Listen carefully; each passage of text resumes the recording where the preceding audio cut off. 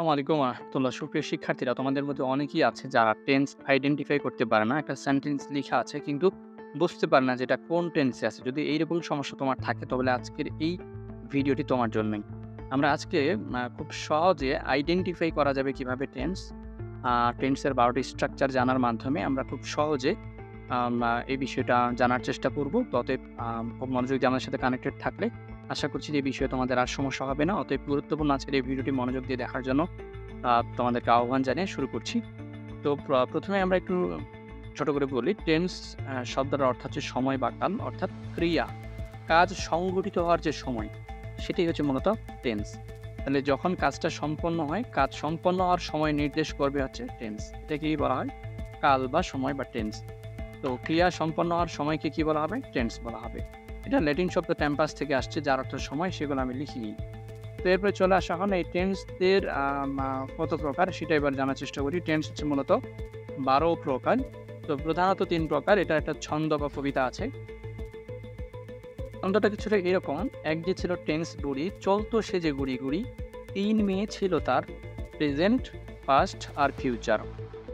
এদের ঘরে আবার ৪ মেয়ে, এক নজরে দেখো চেয়ে, indefinite, continuous, perfect, perfect continuous. তাহলে কি হলো? প্রেজেন্টের বাচ্চাও ইনডিফিনিট, পাস্টের বাচ্চাও, ফিউচারের বাচ্চাও। তাহলে present indefinite, present continuous, present perfect continuous. একইভাবে past indefinite, past continuous, past perfect continuous. Future indefinite, future continuous, future perfect continuous. তো মোটামুটি এই ধরনের। তারপরে আমরা চলে যাই প্রেজেন্ট ইনডিফিনিট টেন্স কিভাবে আমরা আইডেন্টিফাই করব সেই জিনিসটা দেখার চেষ্টা করছি। তো এখানে দেখো, প্রথমত আমাদেরকে একটু গঠনটা জানতে হবে যে সাবজেক্ট থাকবে এবং কি থাকবে? ভার্বের ১ নম্বর রূপ থাকবে। তো এখানে তোমাদেরকে দেখাচ্ছি যে ডু, ডিড, ডান। ডু হচ্ছে কি প্রেজেন্ট ফর্ম V1, এটা পাস্ট ফর্ম, এটা পাস্ট পার্টিসিপল। তো এই ডু টান V2 ফর্ম হচ্ছে কি ডিড এবং V3 হচ্ছে ডান। তোমাদেরকে আরেকটু বলি, এছাড়াও কিন্তু ভার্বের আরও রূপ আছে। যেমন কি DOES, ডাজ। আবার কি থাকতে পারে? টু ডু থাকতে পারে। থাকতে পারে না? পারে। এবং আরেকটি রূপ আছে ডুইং। তো এই যে এই ৬ টা রূপ। তো এখানে V1, V2, V3 হচ্ছে এই ৩ টা, কিন্তু এছাড়া আরো এই রূপগুলো ভার্বের থাকে। প্রয়োজন বোধে এই রূপগুলো আমরা দেখতে পাই। তো এখন আসো, আমরা স্ট্রাকচারে আমাদের যেটা বলল যে সাবজেক্ট থাকবে এবং একটা ভার্বের ১ নম্বর রূপটা থাকবে, তারপর এক্সটেনশন বা অবজেক্ট থাকবে। অবজেক্ট থাকতেও পারে, নাও পারে, কিন্তু এক্সটেনশন থাকবে বা থাকতেও পারে, নাও পারে। তো এই হলো আমাদের গঠনটা। তো এখন আমি যদি একটা সেন্টেন্স দেখি, I eat five, আমি ভাত খাই। তাহলে এখানে হচ্ছে সাবজেক্ট, এটা হচ্ছে ভার্ব। ভার্বের কোন ফর্ম এটা? ভার্বের এটা ১ নম্বর ফর্মটা দেখো V1 এটা। এর পাস্ট ফর্ম হচ্ছে অ্যাট এবং পাস্ট পার্টিসিপল বা V3 হচ্ছে ইটেন। তাহলে যদি দেখি সাবজেক্টের পরে V1 আছে, তারপরে কি আছে? এক্সটেনশন অথবা অবজেক্ট আছে, সেক্ষেত্রে আমাদের এটা হবে কি প্রেজেন্ট ইনডিফিনিট। তাহলে আমরা মূলত দেখব কোন জায়গাটা? আমরা দেখব এই জায়গাটা।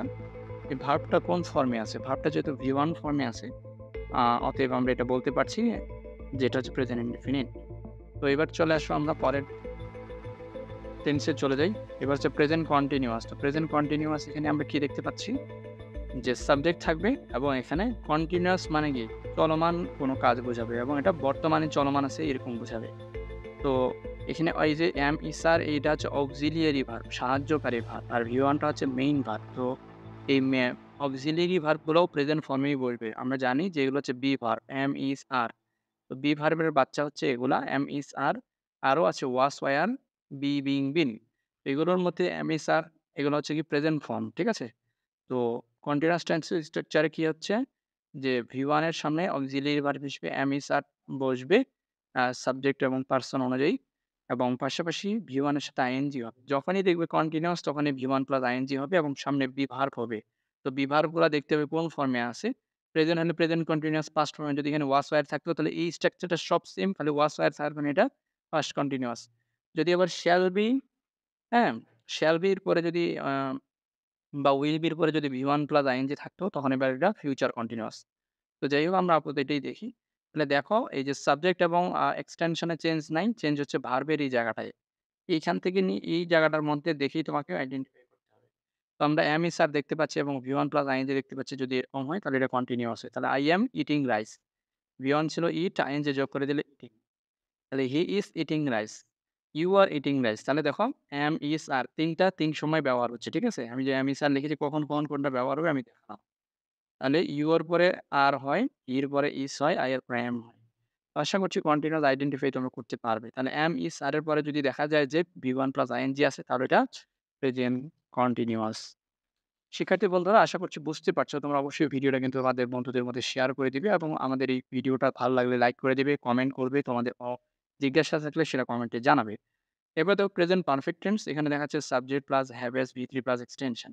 তো যখনই দেখবে যে হ্যাভ হ্যাজ এর পরে V3 আছে তখন এটা প্রেজেন্ট পারফেক্ট টেন্স হবে। তো প্রেজেন্ট হওয়ার কারণে এখানে হ্যাভ হ্যাজ আছে। যদি এখানে হ্যাড থাকতো তখন এটা কিন্তু পাস্ট পারফেক্ট হয়ে যেত। হ্যাভ হ্যাজ প্রেজেন্ট ফর্মে আছে। তো এইজন্য এটা কি, এটা প্রেজেন্ট পারফেক্ট। ঠিক আছে? তাহলে হ্যাভ হ্যাজ এর পরে V3 মানে এটা পারফেক্ট টেন্স। এখন দেখতে হবে হ্যাভ হ্যাজটা যদি প্রেজেন্টে থাকে তো প্রেজেন্ট, যদি হ্যাড এ থাকে তাহলে এটা পারফেক্ট সরি পাস্ট পারফেক্ট হবে। ঠিক আছে? তো শ্যাল হ্যাভ এরপরে V3 অথবা উইল হ্যাভ এরপরে V3 যদি হয় তাহলে ফিউচার পারফেক্ট। তো সেই হিসেবে দেখো স্ট্রাকচার অনুযায়ী আই হ্যাভ ইটেন রাইস, তাহলে he has eaten rice, you have eaten rice. তো এখান থেকে আমরা দেখলাম কি যে হি এর পরে হ্যাজ হচ্ছে থার্ড পারসন হলে, আর ফার্স্ট পারসন আর সেকেন্ড পারসনের পরে আমরা দেখতে পাচ্ছি যে কি হ্যাভি বসছে। তো এখান থেকে এই বিষয়টাও ক্লিয়ার আশা করছি যে পারফেক্ট মানে হচ্ছে হ্যাভ প্লাস V3 হবে। এখন মানে হ্যাভ ভার্ব প্লাস V3, কারণ যদি হ্যাভ ভার্বটা যদি প্রেজেন্ট ফর্মে থাকে তাহলে প্রেজেন্ট পারফেক্ট, যদি পাস্ট ফর্মে থাকে তাহলে পাস্ট পারফেক্ট। আচ্ছা, আর ফিউচারের যে অক্সিলারি ভার্বের form shall have will have এটার পরে V3 থাকলে এটা ফিউচার পারফেক্ট হবে। আশা করছি বুঝতে পারছো। এরপর আমরা চলে যাই, আজকের ক্লাসটা হচ্ছে আমাদের আইডেন্টিফাই করে কিভাবে। এবং পরের যে যদি আমরা টেক্সট লেকচার দিই তাহলে একটা বেসিক শর্ট ডিটেইলস আলোচনা থাকবে এবং এটা কয়েকটি পর্বে থাকবে ইনশাআল্লাহ। তো আজকে আমরা এক পর্বে শেষ করছি আইডেন্টিফাই। তবে পরেরগুলোতে আমরা ডিটেইলস একটা করে আলোচনা নিয়ে আসবো। তখন আশা করছি যে তোমাদের আরো বেশি সহজ বোধ হবে। তবে আইডেন্টিফাই করতে আমাদের একটা ক্লাসই যথেষ্ট। এবার হচ্ছে subject plus haves plus been V1 plus ING. একটি জিনিস লক্ষ্য করো, দেখো তো পারফেক্ট কন্টিনিউয়াস আছে। ঠিক আছে? তো কন্টিনিউয়াস মানে আমরা জানি কি? যে কন্টিনিউয়াস মানে জানি যে be verb plus V1 plus ING হবে। অর্থাৎ বি ভার্বের পরে আইএনজি। তো বি ভার্ব বলছিলাম দেখো বিন। দেখো তো বিন V1 প্লাস আইএনজি। তাহলে এটা হচ্ছে কন্টিনিউয়াস এর জন্য হলো। তো পারফেক্ট এর জন্য কি? হ্যাভেস। তাহলে কি আর হ্যাভেসটা প্রেজেন্ট ফর্মেই আছে দেখো। প্রেজেন্ট পারফেক্ট এর জন্য হ্যাভেস, আর কন্টিনিউয়াস হচ্ছে কি be verb plus V1 plus ING. তাহলে আমরা আশা করছি আইডেন্টিফাই করতে পারবো যদি হ্যাভেস এর পরে যদি বিন থাকে এবং V1 প্লাস আইএনজি থাকে, সেক্ষেত্রে আমরা এটাকে প্রেজেন্ট পারফেক্ট কন্টিনিউয়াস বলতে পারবো। শিক্ষার্থী বন্ধু, সেই হিসেবে তোমরা এখন যদি দেখো যে I have been eating rice, he has been eating rice, you have been eating rice, তাহলে have been, has been এর পরে V1 প্লাস ing হলে আমরা অবশ্যই সেটাকে কি বলবো? Present perfect continuous. এবার আমরা পাস্ট ইনডিফিনিট এ চলে যাবো। এগুলো খুব দ্রুতই শেষ হয়ে যাবে। পাস্ট ইনডিফিনিট আইডেন্টিফাই করার উপায় হচ্ছে দেখবা যে ভার্বটা কোন ফর্মে আছে। দেখো ভার্বটা V2 ফর্মে আছে। তাহলে ইট এর জায়গায় এখন কি বসবে? at. eat at eaten, তাহলে eat এর জায়গায় এখন at বসবে। তাহলে I at rice, he at rice, you at rice, এখানে তেমন আর কোনো ধরনের পরিবর্তন আমরা দেখিনি। সবখানে শুধু at হয়েছে। এরপরে আসো পাস্ট কন্টিনিউয়াস। খুবই সিম্পল। কন্টিনিউয়াস মানে V1 প্লাস ing হবে। আমি বারবার বলেছি। এখন পাস্ট কন্টিনিউয়াস হওয়ার কারণে শুধু am is আর ছিল, এখন এটা was were হয়ে যাবে। এতটুকুই ডিফারেন্ট। তাহলে I was eating rice, he was eating rice, you were eating rice। মোটামুটি পাস্ট কন্টিনিউয়াস এখানেই শেষ। এবার পাস্ট পারফেক্ট। তো পাস্ট পারফেক্ট এ কি হবে? দেখো পাস্ট পারফেক্ট আমরা এখানে পারফেক্ট মানে বলেছি যে হ্যাঁ, যে হ্যাভ ভার্ব প্লাস V3 হবে। কিন্তু এখন পাস্ট পারফেক্ট হওয়ার কারণে হ্যাভ ভার্বটার পাস্ট ফর্ম হ্যাড বসছে। তাহলে হ্যাড প্লাস V3 হলে পাস্ট পারফেক্ট। আমি যদি দেখি যে হ্যাড এর পরে V3 আছে, ঠিক আছে? তাহলে এটা কি হয়ে যাবে? পাস্ট পারফেক্ট হয়ে যাবে। তাহলে আশা করছি এক্সাম্পল গুলা দেখে তোমরা বুঝতে পারছো যে কিভাবে হবে। আচ্ছা, এখানে ফার্স্ট পারসন নিয়েছি, সেকেন্ড পারসন নিয়েছি, থার্ড পারসন নিয়েছি। ৩ টা পারসন নিয়ে আমি দেখাচ্ছি। এরপরে আসো এবার পাস্ট পারফেক্ট কন্টিনিউয়াস। খুব সিম্পল। কন্টিনিউয়াস মানে V1 প্লাস ing হবে, তার সামনে বিন হবে, আর পাস্ট পারফেক্ট হওয়ার কারণে হ্যাড হবে। যদি প্রেজেন্ট পারফেক্ট হইতো তাহলে হ্যাভ হইতো, হ্যাজ হইতো। কিন্তু এখানে যেহেতু পাস্ট পারফেক্ট তাই হ্যাড, আর কন্টিনিউয়াস এর জন্য been plus V1 plus ing। আশা করি এটাও তোমাদের পরিষ্কার হয়েছে। সেই হিসেবে এক্সাম্পল গুলো তোমরা একটু দেখে নাও। এবার চলে যাই আমরা ফিউচার ইনডেফিনিট। আশা করছি তোমাদের কাছে মোটেও কঠিন লাগছে না। তোমরা প্রয়োজনে আরেকটু সময় নিয়ে স্কিপ করে দেখো। স্কিপ না, পজ করে দেখো। Future indefinite tense subject plus shall will V1 plus extension. খুবই সিম্পল। প্রেজেন্ট ইনডেফিনিটটাতে শুধু শ্যাল উইলটা ছিল না, subject plus V1 plus extension ছিল। এখানে জাস্ট ফিউচার হওয়ার কারণে শ্যাল উইল আছে অতিরিক্ত, এতটুকুই। আই শ্যাল ইট রাইস, আর আমরা প্রেজেন্ট ইনডেফিনিটে পড়েছিলাম আই ইট রাইস। খালি শ্যালটা ইউজ হওয়ার কারণে এখানে কি হয়ে গেছে? ফিউচার হয়ে গেছে। তো তো এখানে কেউ যদি I will eat rice লেখে কাও তবু অসুবিধা নেই। আধুনিক গ্রামার অনুযায়ী shall এর পরিবর্তে will টাকে বেশি গুরুত্বের সাথে দেখা হয়। কেউ যদি shall লেখে ফার্স্ট পারসন এর পরে অথবা হ্যাঁ, ফার্স্ট পারসন এর পরে যদি shall লেখেন আম কিংবা will লেখেন এক্ষেত্রে দর্শনীয় কিছু নয়। shall লিখতে পারে। তবে তোমরা চেষ্টা করবে will লিখতে। will লেখাটাই বেশি শ্রেয় এবং will টা সব জায়গায় লেখা যাবে, কোনো অসুবিধা হবে না। তাহলে I shall eat rice যেমন লেখা যাবে, I will eat rice ও তেমন লেখা যাবে। He will eat rice যেমন লেখা যাবে, he shall eat rice লেখা যায় না সাধারণত। যে তোমরা he এর পরে will ই ব্যবহার করবা। তবে মেক্সিমাম ক্ষেত্রে will ব্যবহার করবা, এটি সবচেয়ে নিরাপদ। এরপরে আসো হ্যাঁ, future continuous tense. Future continuous tense কিভাবে? জাস্ট কি V1 প্লাস ing তো হবেই। আর তার সামনে be verb বলেছি, এখানে be টাই ডিরেক্ট সরাসরি বসবে। তার সামনে shall will একদম simple. I shall be eating rice, he will be eating rice, you will be eating rice। Future perfect tense. তো ফিউচার পারফেক্ট টেন্সে দেখো ওই আগের মতোই পারফেক্ট মানে বলেছি যে have প্লাস V3 হবে। দেখো have প্লাস V3 আছে। আর এখানে কি আছে?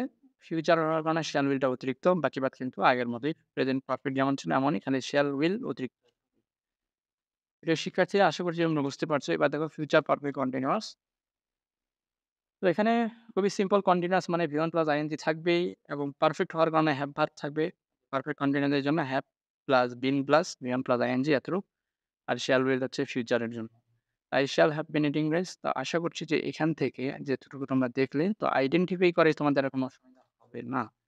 তো আমাদের আজকের লেকচারটা এতটুকুই ছিল। আমরা পরবর্তী টেন্সের যদি লেকচার নিয়ে আসি এবং সেটা আনবো কিনা তোমরা কমেন্ট করে জানাবে। এবং সেখানে আমরা একটা টেন্স বা একদিনে ২ টা করে টেন্স কভার করার চেষ্টা করব এবং এটা কয়েকটি পর্বে হবে। তো তোমরা অবশ্যই কিন্তু আমাদেরকে সেটা কমেন্টের মাধ্যমে জানাবে যে তোমরা আসলে চাও কি চাও না। যদি চাও তবে আমরা কিন্তু সেই লেকচারটা নিয়ে হাজির হব। তো আজকের মতো এইখানেই বিদায় নিচ্ছি প্রিয় শিক্ষার্থীরা। আল্লাহ তোমাদের ভালো রাখুক। আসসালামু আলাইকুম ওয়া রাহমাতুল্লাহ।